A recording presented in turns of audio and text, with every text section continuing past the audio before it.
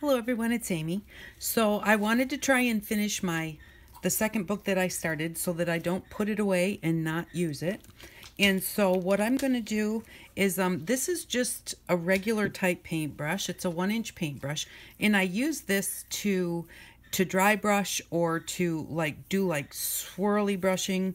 And what it does is it winds up curling up the ends of your brush. So but I like to do that kind of like, let's mash the paint on the page. So when you can get these fairly cheaply. You can get them, Dollar Tree, Walmart, whatever. Just save them aside to use them each time that you want to play this way, and it won't be like you've ruined a brush that you can't ever use again.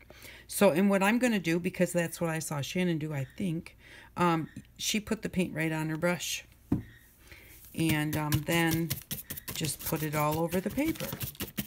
And so on this page, I'm just going to use red and yellow. And I just want to like stipple it on here. She was using a stippling brush, and I didn't have one, but I figured, well, these will work just pretty much the same. And so, and instead of putting the paint on like a palette where I have to deal with what I have left over, I just use my paper as a palette, put it right on there, and when I've used it up, and I get some more or go to the next color. Because I think this will probably be all of the yellow, and then I'll do some red. And I usually, like this brush here, I use for like red and orange and yellow. And then I have another one that I use for like greens and blues and purples in what I'm doing here. And then, because I don't wash them right now, I don't wash them till I'm done. So that way I'm not like making mud on my brush. And I'm using red. See, I'm using red. Mostly because what I did was I pulled out the colors that Shannon had pulled out, and red was one of them. And she put like all of her colors. She did like red, blue, purple, green, orange, yellow, red. And she put them all, and I put them all on my front cover. And then on the inside, I went to using like orange, red, and yellow on one page, and then the blue, green, and purple on another, so that my pages were alternating. And then I alternated my stencils between black and white. I have two different stencils, so sometimes I do it in white, sometimes I do it in black. This is a good way to use up your junk paint, because it's just a junk journal. So, well, it's not really a junk journal because I've got some on the inside and a piece of hard paint. And there we go. And I think I'm going to put just a little bit more yellow on top. Tone that red down a little bit.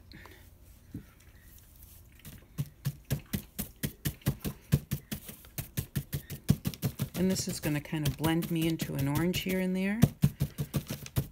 And you just kind of want to fill the page a little bit. You don't have to cover all the white, but you want it to look finished. So whatever looks finished to you, that's when you can stop.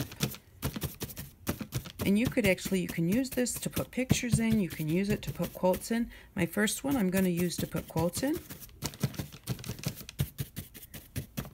Okay, I'm going to call that done before it gets too mucky or the whole thing turns orange.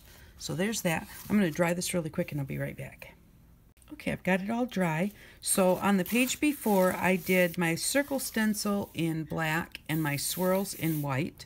So on this one, I'm going to do the background with the swirls in black. I just like to try and like change things up a little bit. And I'm just going to put that on there. I want to make sure that I like go to the edges or over the edges. And this is just this stencil is actually just a piece of cardstock paper that I got it at my sister's dollar store. I'm gonna put some black out here and use a makeup sponge. And they had them 12 for $1.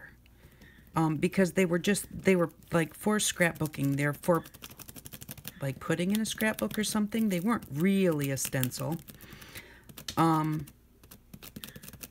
But the more paint you get on it, the more it turns plasticky.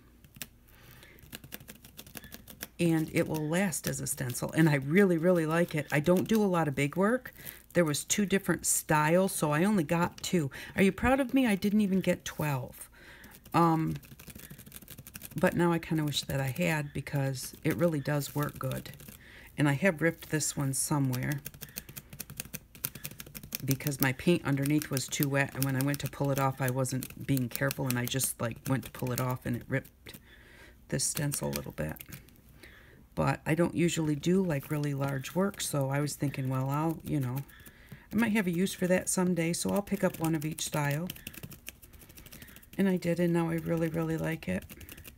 And I was just there a couple weeks ago with her. We stopped at her dollar store when I went into the city, and I didn't see them there. They didn't have any, so guessing they're all gone, and I only got 2. But like I said, this is going to get plasticky, so long as I take care of it, it will last me. I just wasn't sure like how much I would actually use it. And then afterwards, it's like it's the thickness of a piece of paper. You could have at least got a dozen, since they were 12 for $1. But see, that's a hoarder's mentality. But I'm trying very hard not to do that as much as I used to, because I have no place. If you're just starting out, just be forewarned by an old-time hoarder. You don't have to have a million of everything. And you don't have to have everything either. Although I don't usually pay full price for just about anything. If there's something that I really, really, really want, I'll save for it and I'll get it. But I always look at like Craigslist and find things there. I look at D-stashes on YouTube and find things there. If I'm looking for something, I do have the Craft Outlet, which is something that's really great for me. You know, because of where I live. There's a Craft Outlet in Grand Rapids, Michigan. And it is wholesale. No, it's not wholesale. It's returns. Like if the store returns things because they have too many, or if somebody returns something because they don't want it.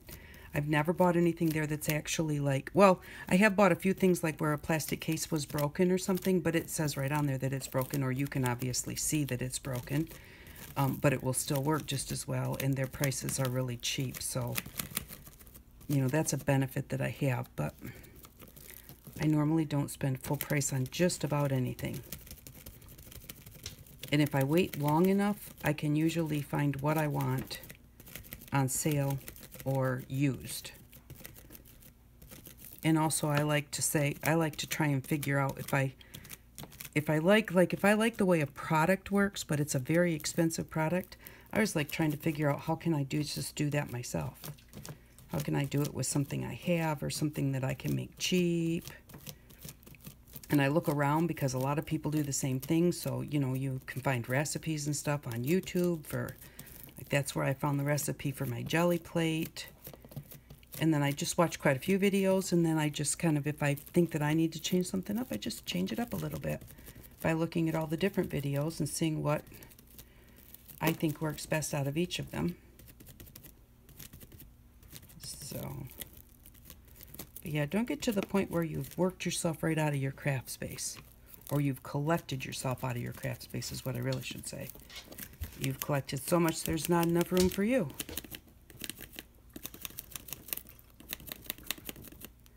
And it's very easy to do.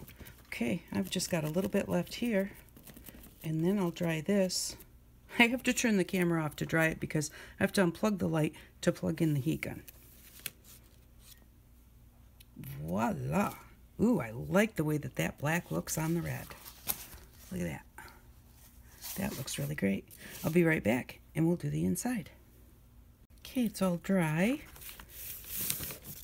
And I'm just gonna, because this is at a little half page, I'm just going to do this part right here. Ouch. Keep catching that. I need to grab a couple pieces of scratch paper.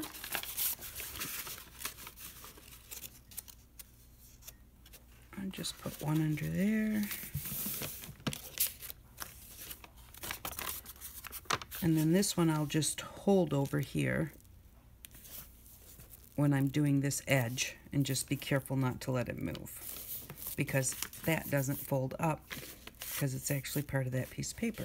That's one thing. Grandpa kept trying to pick those parts up, going, I don't understand, this looks like a different piece of paper.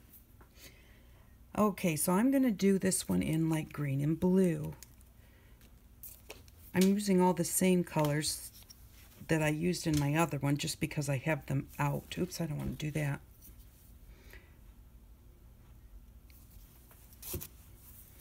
Oh, and I'm definitely not going to need as much paint on this one because I've only got really half a page.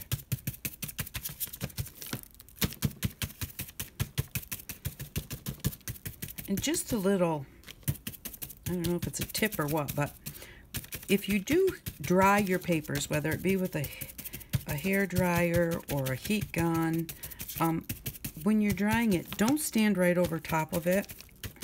I always stand right over top of it, and then it's like, whew, that really stinks. Well, you know, the thing is, yeah, it does stink, and it's probably really not good for you to be breathing it in, so, you know, you step back to like arm's length when you're drying your stuff so that you're not breathing that. You probably should wear a mask. No, not probably. You really should wear a mask. But if you don't,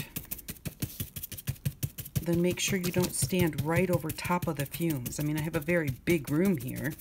It's not like the fumes are going to fill the room, but when they're coming right off the paper and right up your nose, I'm sure that that's really, really not good for you. Okay, now I was going to do this in white circles, and it's so light I'm not sure if I want to do that or not, but I don't want to do black. I think I'll dry it and we'll put the white circles on there. See how it looks. Be right back. Okay, we've got this all dry, and I've decided before I do the circles I'm going to go ahead while my brush has still got the colors on it.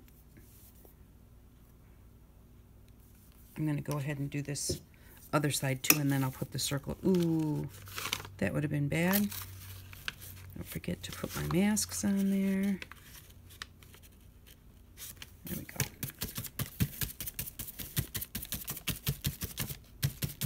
And I have a little bit of red on there, but that is what it is.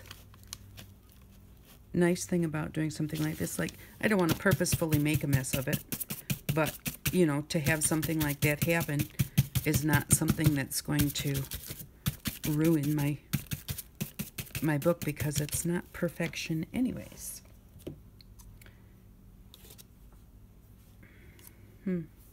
That's kind of light, but I had the green on there. And the green is coming off with the blue. Oh, sorry if I'm shaking you too much. I kind of think that even though it's not going to be just like the other page, I like that. And they're never going to be seen together anyways. But, oops, I forgot to plug my light in.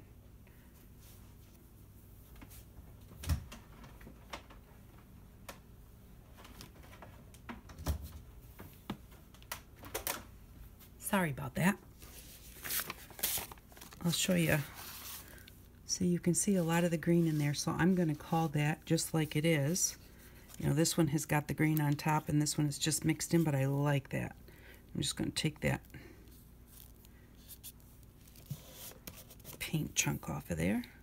But yeah, just a little bit different. So now all we have to do is put our spots on there. Be right back. Okay, I'm back.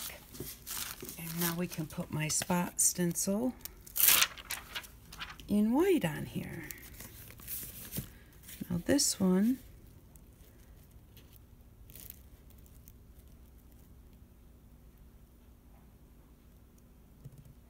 yeah, that fits right on there, so I don't have to do the mask because I want to stay on my stencil. I don't want to go off the edges anyways. So I'll do this, and then I'll dry it, and then I'll do the next one. Usually I have a because I'm at the table. And so I have a plug right behind me, but my computer's plugged into one, which I guess I could unplug that. I'm not watching it, but I usually plug into the other one. I plug in an extension cord. That's really kind of cool. It's got like 5 spots. It's like long, the long type, but it's really old, and it has on-off switches next to each plug. I love to use it when I'm using my wood burner, because I can turn it off and on, you know, without constantly unplugging it while I'm working with it right then. But I was trying to get this done before Papa comes for lunch. So I don't want to take too much time, because I have to get it done and then I have to get it cleaned off the table.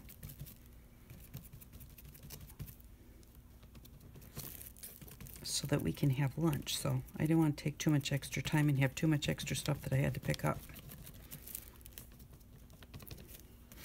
But this, I just think this is so fun. I'm just having a blast doing this. It's just like turn the page and it's a surprise.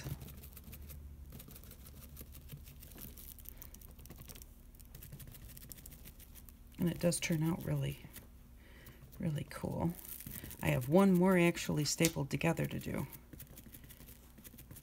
But I'm going to do that one after I pull out some different colors, because I am getting a little bit tired of these colors. There we go. And that's nice. It actually looks brighter on the camera than it does in person. I wish it was that bright, but I always like to turn my stencils too so they're not all the same.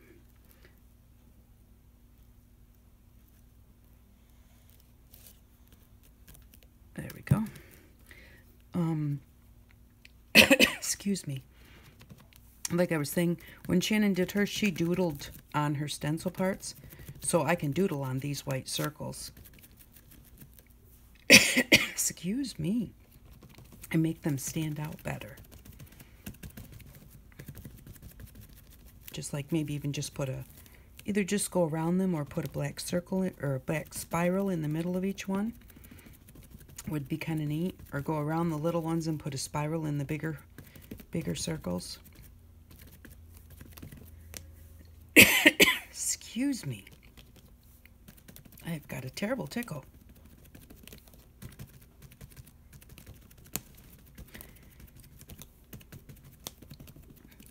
And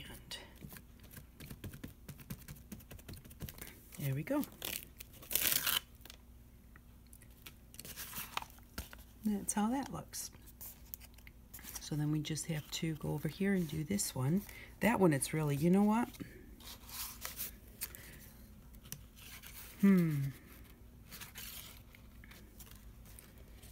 I think I'm going to do, excuse me. I'm going to do black circles on this one, but I need to dry this first. Okay, I got my stencil line back up. And this will work up good because I had a little extra black paint from the other one. So I'll be able to use that up. And I think that I'm going to get this done with about 10 minutes to spare to clean up. But I have decided I will never do the turn it off, turn it on to dry it again, because it's a little bit of a pain. Next time I'll get out the extension cord so that I can plug both things in. Because when you're stenciling like this, especially like with a sponge, it just takes a few seconds really to dry it. Because you're almost, it's going on there very dry already. So it's not like something where the paint is super heavy and it's going to take a long time to dry it.